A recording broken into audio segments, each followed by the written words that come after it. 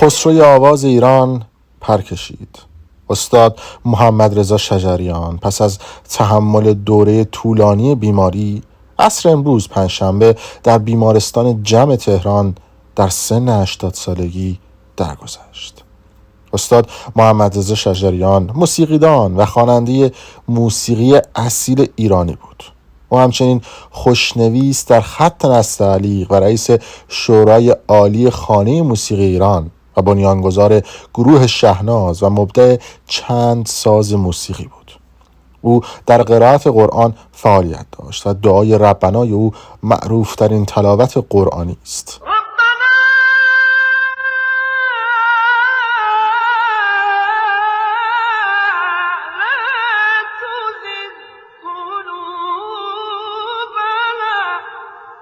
این اثر را سازمان میراث فرهنگی و صنایع دستی و گردشگری به عنوان اثر ملی هم ثبت کرده.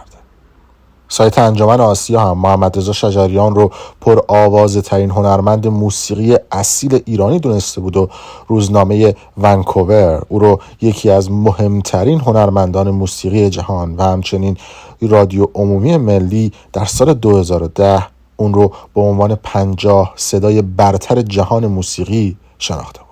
ببینید آسیب پذیری کنسرت در مملکت من به علت اینه که اینا روی خوشی با موسیقی، هنر موسیقی و هنرمندان ندارن، مگر اینکه در بس در اختیار اونا باشه.